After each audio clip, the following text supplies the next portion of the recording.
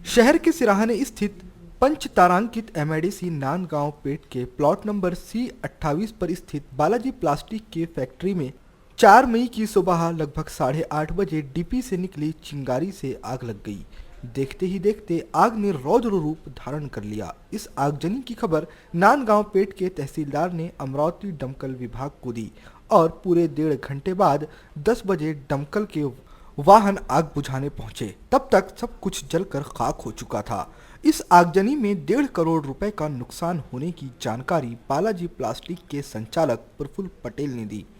4 साल से ये हमारा रिक्वेस्ट और लेटरबाजी चल रहा है कि हमारे को फायर ब्रिगेड मुहैया कराया जाए। बट कभी जाने के बाद में ऑफिसर नहीं रहता। महानगर पालिका के जो कमिश्नर होता वो बोलता कि ये एमआईडी से हमारे सर्कल से बाहर आती है, इसमें हमारा कुछ भी रोल नहीं है। और उन्होंने अभी किया क्या, हमारे लड़ाई झगड़े करने के बाद में, डिमांड करने के बाद में उन्होंने 16 करोड़ का प्रोजेक्ट लेके आया जो इसका कार्य चालू है।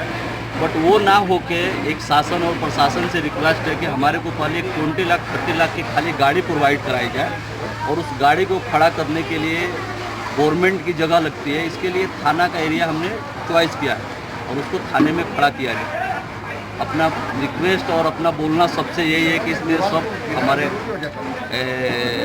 जो भी अधिकारी हैं, जो भी शासन के लोग हैं, प्रशासन के लोग हैं, अगर यही हाल रहा तो 1 साल में ये 11 टाइम आग लगा है एमआईडीसी में और ये चौथी फैक्ट्री है जो जल के पूरी खाक हो गई और 7 फैक्ट्री बहुत मुश्किल से बची है, वो भी उसको बचना नहीं बोलेंगे। बट इसके पीछे ना हमारा कोई उद्योग मंत्री, ना कोई कामगार मंत्री, किसी का इतनी बड़ी एमआईडीसी बनी। रेमंड का 1400 करोड़ का प्रोजेक्ट बना, आपके सियाराम का 400 करोड़ का प्रोजेक्ट बना।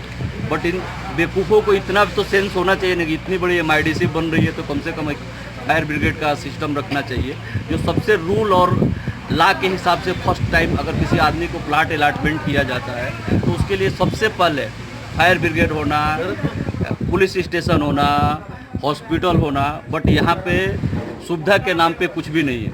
उल्टे गवर्नमेंट ऑफिसर आके हमारे को ये बोलता है कि first time you give me रिश्वत again talk to any world.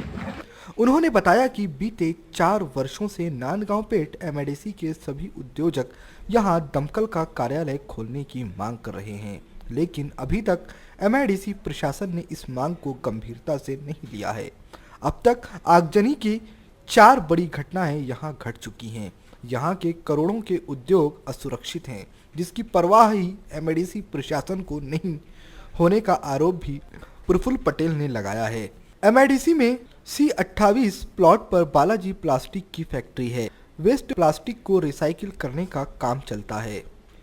4 मई की सुबह जब सभी कर्मचारी अपने काम में व्यस्त थे, 25 से 30 महिला पुरुष कर्मचारी अपना अपना काम शुरू कर रहे थे। उसी वक्त इस फैक्ट्री के सुरक्षा दीवार से सटे बिजली की डिब्बी से चिंगारी निकली। यह चिंगारी वेस्ट प्लास्टिक के ढेर पर गिरते ही आग लग गई और देखते ही देखते आग ने रौद्र रूप धारण कर लिया। आगजनी की खबर पर सर्वप्रथम इंडिया बुल्स का दमकल वाहन एमआईडीसी में पहुंचा।